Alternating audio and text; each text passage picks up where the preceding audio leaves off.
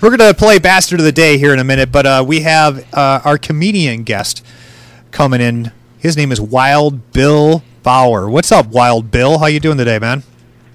Hey, I'm so sick of winter. Yeah. So sick of winter. It is rough. You're in Minneapolis. I'm from Minneapolis, and if you looked at us from the air, it would look like a giant ant farm that had been poisoned. Well, nobody's moving. Welcome to the Bastard Den, Wild Bill. It's an honor to have you on the show. Thank you. Here. Hey, we do this little game show called the Bastard of the Day. You ready to play along with us here, man? I'm all set. Let's do it. Hey, you bastards! That promo It's time for your favorite Bastard Den game show, the Bastard of the Day. If you think you have big enough stones to be crowned the Bastard of the Day, here's your chance. It's the Bastard of the Day in the Bastard Den on Infernal Rock Radio.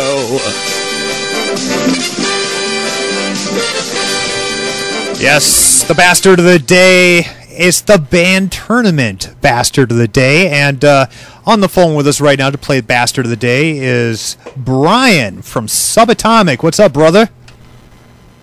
Bastards. What's going on with you, man?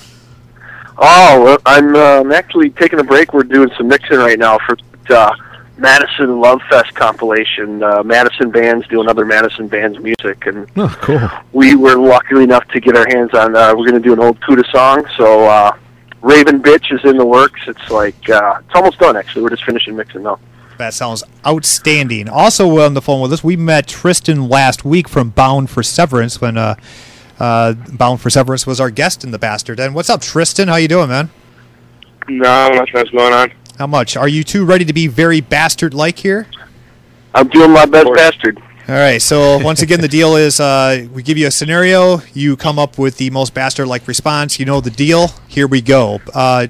Bryan, you're going to go first here, okay? Alrighty. You're hosting a party, and one of the guests takes more than his fair share of the Jell-O shots, draining the supply of Jell-O shots for everybody else. What bastard-like thing can you do to this Jell-O shot bandit? Well, if this dude took all the Jell-O shots, I'm pretty sure he's fucking pretty whacked out of his gourd, so I'm definitely going to pull the old school, take him outside, especially if it's winter, drag his ass out, tie him up to the, probably the nearest telephone pole, and maybe do a little target practice with some snowballs. Oh, nice. Until he comes out of his fucking coma and realizes his mistake, and then I might have to. I may even bring in some extra talent to help out with that. All right. Teach that lesson. Let's take that to the judging panel here, and we'll start with Wild Bill. How bastardly was that, Bill? Well, a little wimpy to me. I mean, hogging all the Jell-O shots. What you do is you put just a little bit of ant poison on two of the ones that are left. Well, you went to that. All right, clearly I'm not enough bastard on that. You went to the dead ant well twice. Right away. So if you had to score that 1 to 5, how would you give that? I'd give it a 3. A 3, okay. Stoley, what do you think? I thought it was that was pretty good. I'm going to give it a 3.5. All right.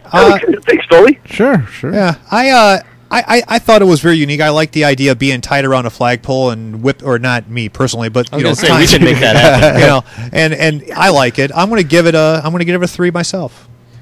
Yeah. So there you go. Boy, I thought you were going to go way up. That was kind of bastardly of you. And then a 3. Stoley has our next question. Stoley has our next question. Yes. So Tristan, your wife or significant other isn't a big sports fan, and she purposely makes plans during the big game. How do you handle this situation? Makes plans for both of us or just her? Oh, for both of you, yeah. And it's one of those you can't get out of, right? Family plans. Dinner with mom. What's that? Dinner with mom during the Super Bowl. Dinner with mom. Yeah. Well, I think just for the sake of her actually planning something, knowing that event was going on, I would purposely make it so the dinner was as uncomfortable as possible. I'm thinking, break out the old wife beater and the cheese stain, beer stains on it, and maybe. What was that? I don't know. It's Stoley's soundboard. It wasn't me. What'd you have for lunch, Bill? So, something that would publicly embarrass her in front of her whole family or like friends that would be hanging out with at the time, so that she would never ask me ever to do so again. we need just a little bit more from you here, Tristan. Other than the white, other than the white beater shirt, what other thing are you going to do to make it uncomfortable for her? One thing specifically. Probably not showering sounds like a good plan. All right, Stoley, you go first this time. Well, it was a little weak, I'm sorry to say. I'm going to give you a 1.5. 1.5. Ouch. Wild Bill, what do you think? I'm on the same page, 1.5. Tantrum time. This is a chance to show just how immature you can be. And if you are going to show up at dinner, no pants. I was thinking wearing spandex caking after Uncle Stoley. Hey. And we even tried to lob you a softball there, Tristan. So I'm going to 1. That wasn't very bastard-like at a walk. Whoa! Not that I'm judging, but if I were, I think what I would have done is I would have gotten dressed up in my favorite and most inappropriate sports garb. Like the basically just wearing like underwear and nothing but body paint. I would have a picture of my 6-year-old. A 6-year-old girl on my T-shirt saying, "I love this girl." Nice. But that's just me. Stoley, Just another day for you. you have Tristan's first second-round question. I do.